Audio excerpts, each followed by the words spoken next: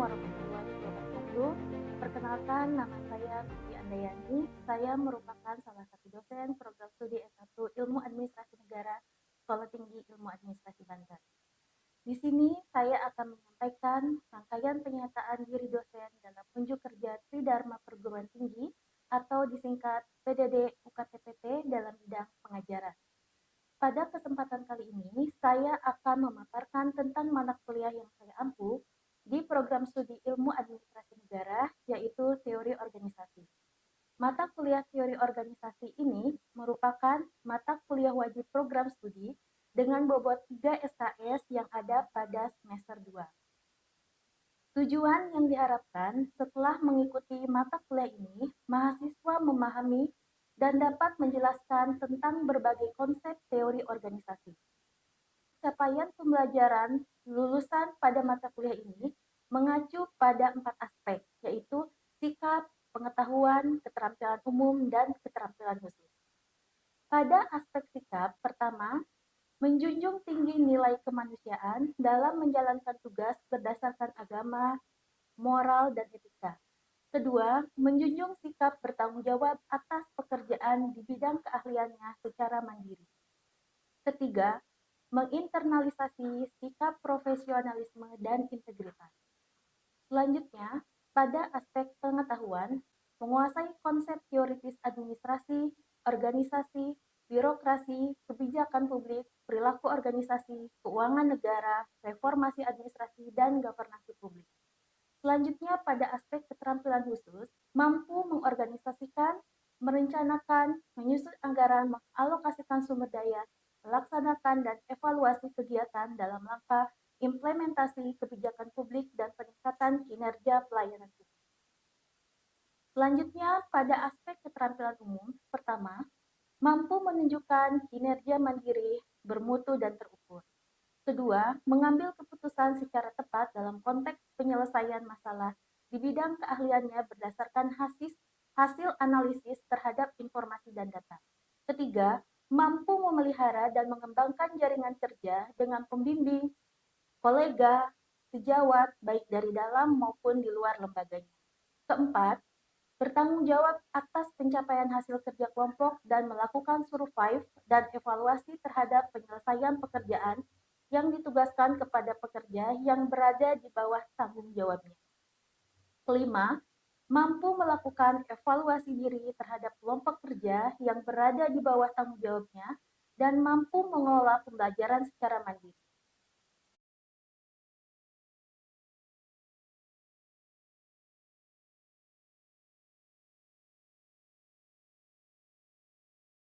Dari capaian pembelajaran lulusan, diturunkan ke capaian pembelajaran mata kuliah, yaitu mahasiswa diharapkan mampu memahami dan menjelaskan tentang berbagai konsep teori organisasi, serta menganalisis setiap fenomena organisasi.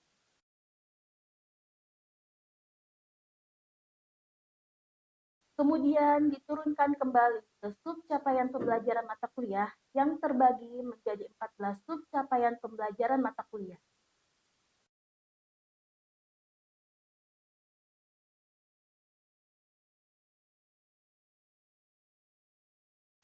Adapun materi pembelajaran pada mata kuliah teori organisasi ini dibagi menjadi 14 submateri, yaitu 1. Konsep dasar organisasi, 2. Sejarah pemikiran teori organisasi, 3. Lingkungan organisasi, 4. Struktur dan desain organisasi, 5. Kinerja organisasi, 6. Kepemimpinan organisasi, 7. Kepemimpinan organisasi lanjutan, 8. Teknologi organisasi, 9. Patologi organisasi dan penyehatan organisasi, 10. Pembelajaran organisasi, 11. Hubungan organisasi, komunikasi dan koordinasi organisasi, 12. Jejaring organisasi, pemahaman organisasi, kolaborasi organisasi, 13. Pengertian budaya organisasi, 14. Etika dan budaya organisasi lanjutan, level budaya organisasi, budaya kerja, dan etika kerja. Pada pelaksanaannya, mata kuliah ini terdiri dari 14 kali tatap muka, 1 kali ujian tengah semester, dan 1 kali ujian akhir semester. Selanjutnya, Sistem pembelajaran yang saya terapkan mengacu kepada delivery, interaction, dan assessment, atau yang disingkat DIA. Pada aspek delivery, bagaimana saya menyampaikan materi pada mahasiswa melalui ceramah agar dapat dipahami dan diterima oleh mahasiswa. Dan saya juga menyiapkan dan menyediakan materi pembelajaran untuk diberikan kepada mahasiswa agar dapat membantu mahasiswa belajar secara mandiri sehingga dapat mempelajari kembali materi yang telah disampaikan.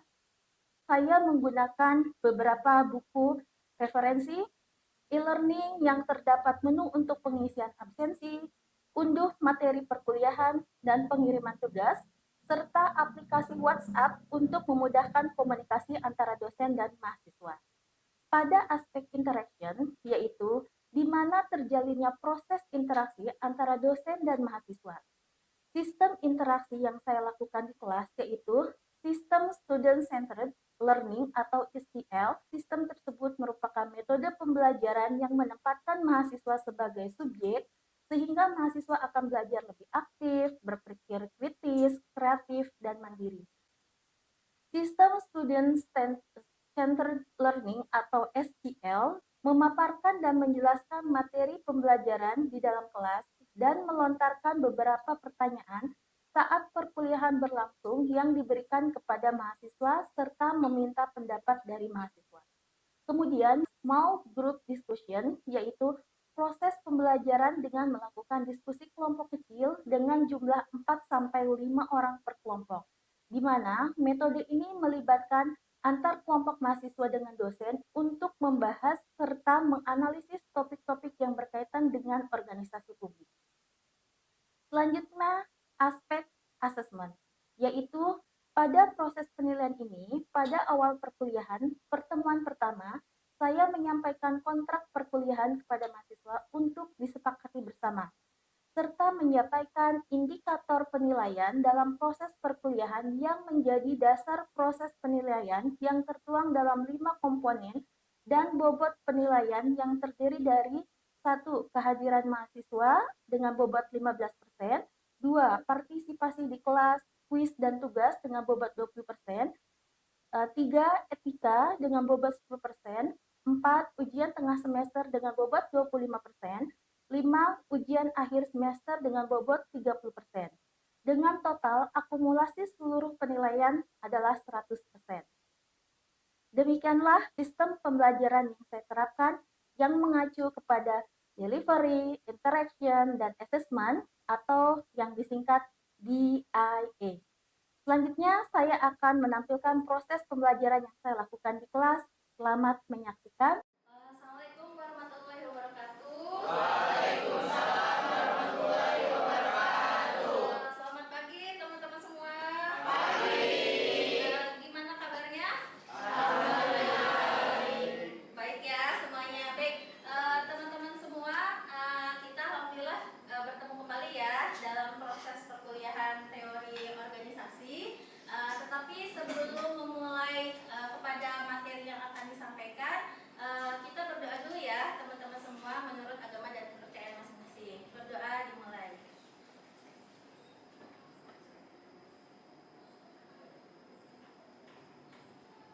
Doa selesai. Baik, teman-teman semua, hari ini kita akan coba membahas materi berkaitan dengan kepemimpinan organisasi ya.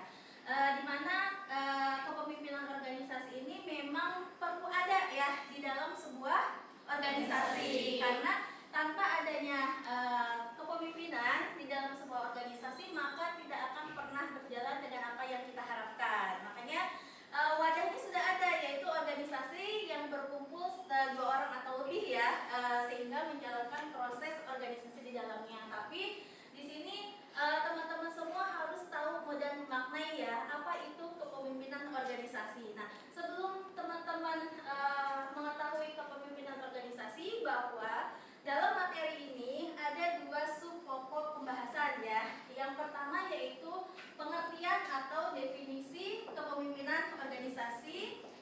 Yang kedua adalah pendekatan dalam kepemimpinan organisasi. Materi ini dari 2 materi ini ada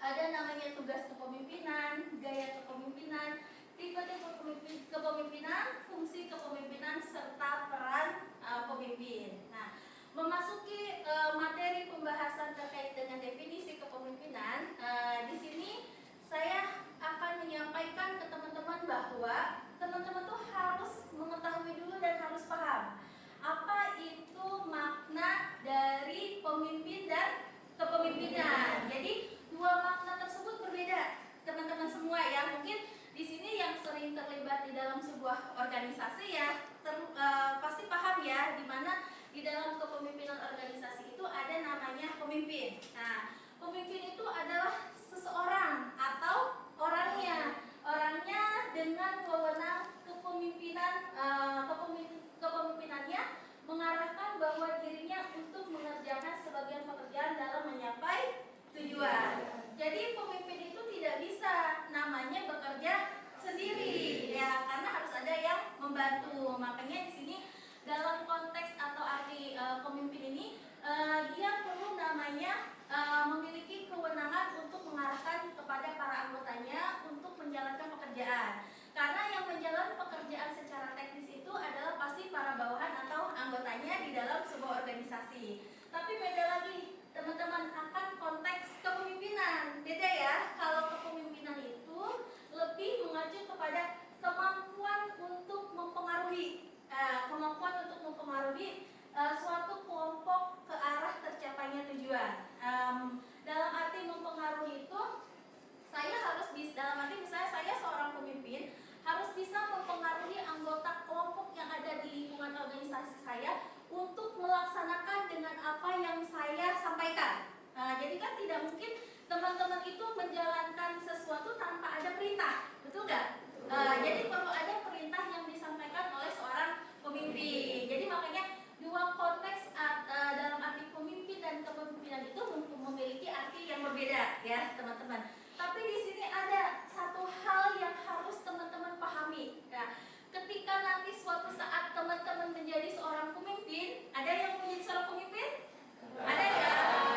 Di sini teman-teman perlu terlihat bahwa ada penjelasan menjadi pemimpin adalah amanah yang harus dilakukan dan dijalankan dengan baik oleh pemimpin tersebut. Kelak Allah akan meminta pertanggungjawaban atas kepemimpinannya tersebut. Karena kan yang mempunyai tanggung jawab yang paling besar di dalam sebuah organisasi adalah seorang pemimpin. Makanya ketika kita menjadi seorang pemimpin itu harus benar-benar bisa mempertanggungjawabkannya.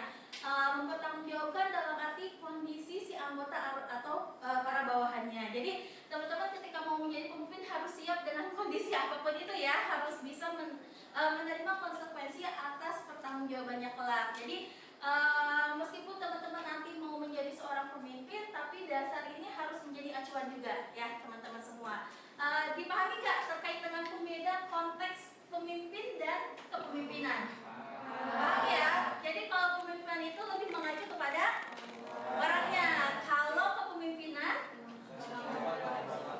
lebih mengacu kepada kemampuan untuk mempengaruhi orang lain atau kelompok di dalam organisasi tersebut ya. Jadi dua makna itu sangat berbeda dalam konteks atau definisi pengertian kepemimpinan dan pemimpin ya teman-teman semua.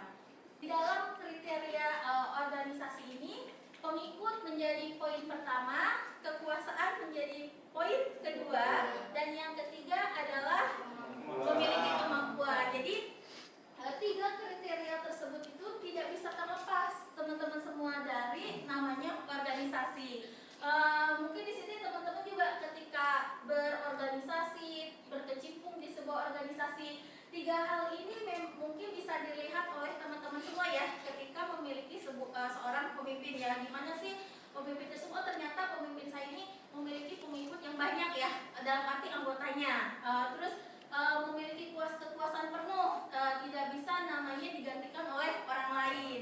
Terus kemampuannya di atas rata-rata para anggotanya, sehingga dia sebagai pionir yang sanggup memimpin organisasi tersebut ya. Makanya di sini konteks dari kriteria pemimpin ini memang sangat-sangat diperlukan ya, dan menjadi acuan juga teman-teman semua. Pemimpin yang otokratik katanya, seseorang yang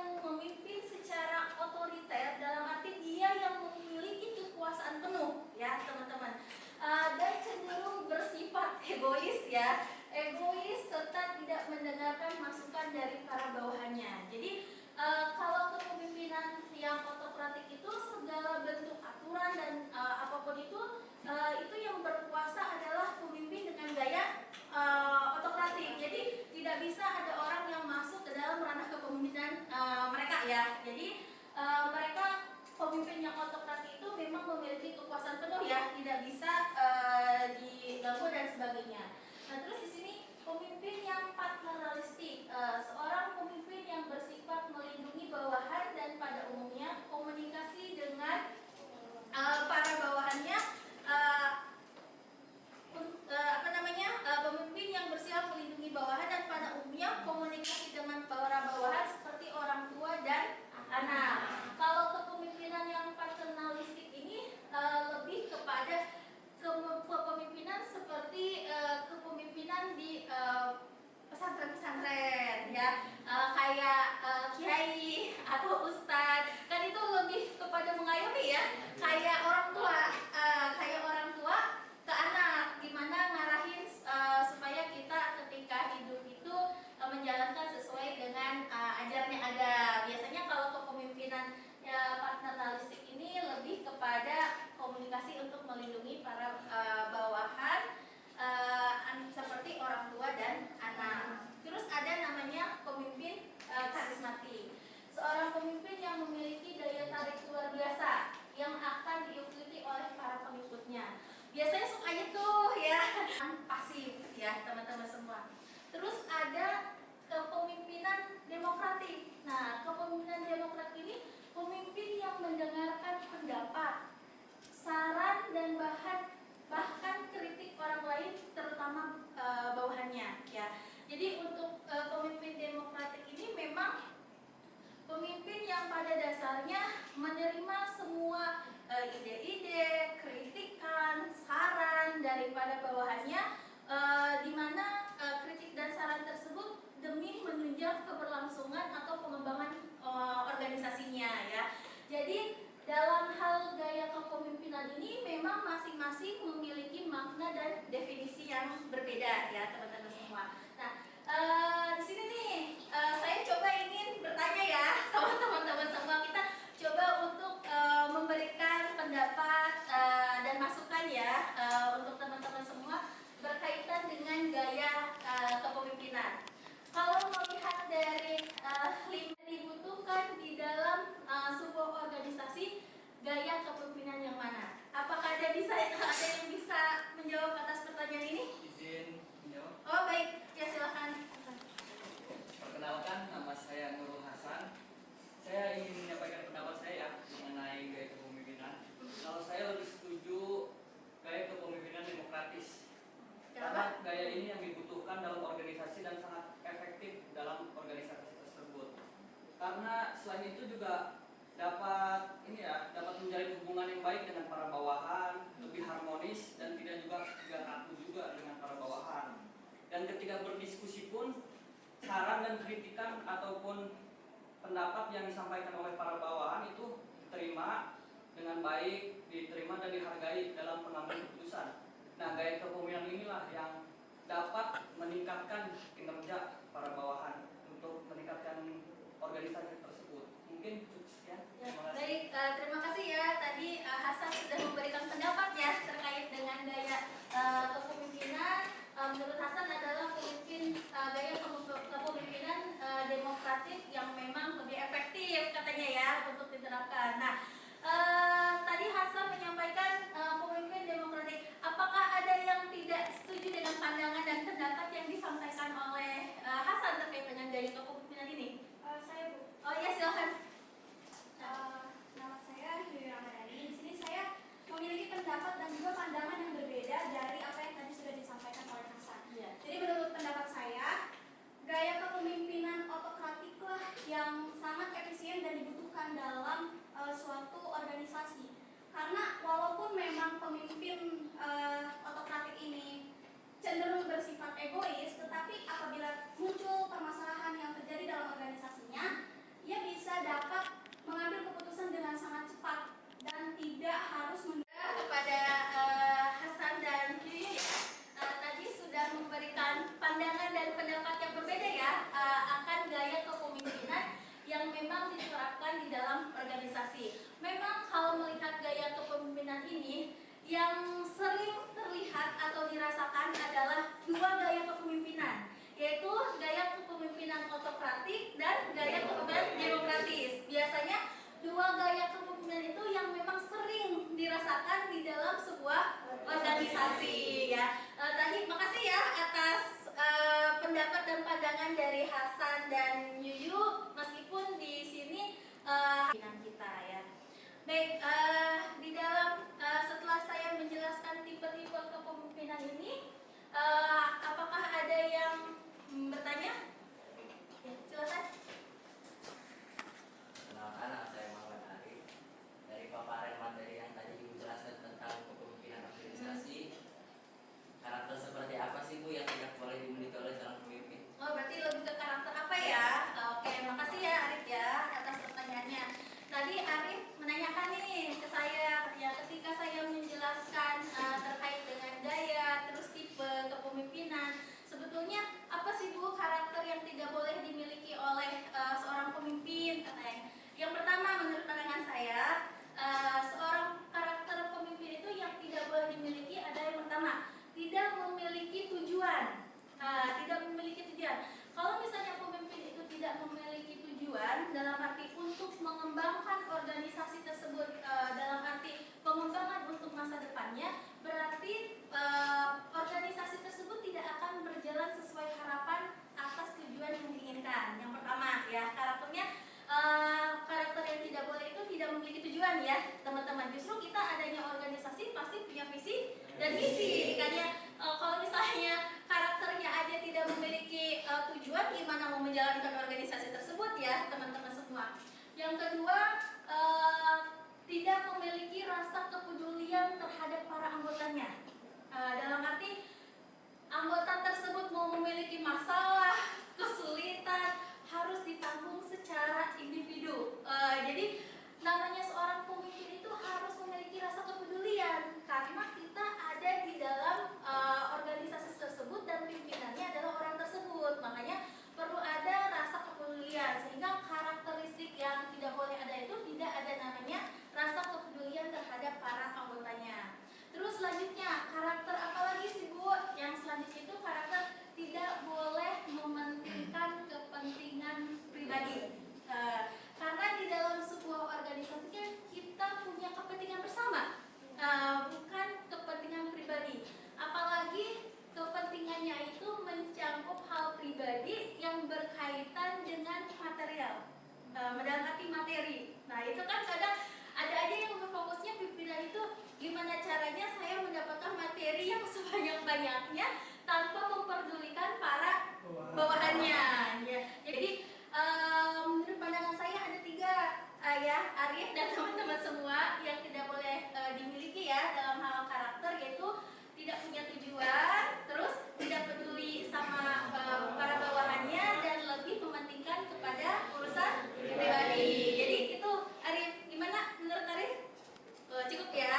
Baik teman-teman, itu adalah karakter ya yang tadi ditanyakan oleh Arif ya. Kasih. Nah di dalam peran pemimpin ini kan tadi ada poin 7 nih, katanya bertindak sebagai wasit dan penengah.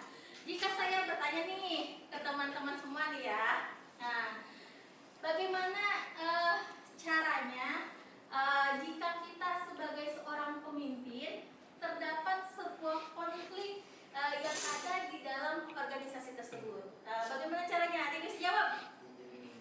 Oh iya silakan. Gimana nih caranya? Baik, sebelumnya perkenalkan, nama saya Muhammad Ridwan. Ya. Izin menjawab pertanyaan dari Ibu tadi. Menurut saya yang harus dilakukan oleh seorang pemimpin itu adalah menjadi penengah dan serta tidak berpihak kepada salah satu anggota. Terus menjadi pendengar juga tentang terkait permasalahan yang mereka sampaikan, dan mengambil keputusan tanpa menyudutkan salah satu anggota gitu. Mungkin itu jawabannya. Itu menurut pandangan Ridho ya.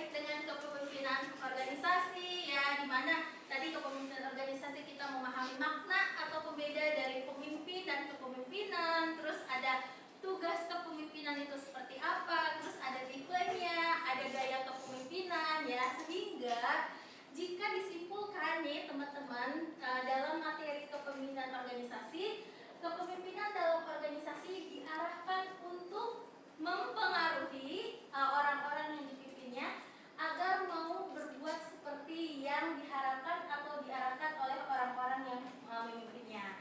Tapi ada dua makna dalam kepemimpinan. Menurut John mengatakan inti kepemimpinan itu adalah mempengaruhi dan juga mendapatkan pengikut, ya. Mendapatkan pengikut itu sebagai eksistensi atau ketenaran sebagai seorang pemimpin. Jadi kesimpulannya, kepemimpinan merupakan hal yang memang perlu dilakukan dalam arti mempengaruhi dan mendapatkan pengikut. Jadi itu ya teman-teman, sekilas berkaitan dengan materi terkait dengan kepemimpinan organisasi. Sudah dipahami?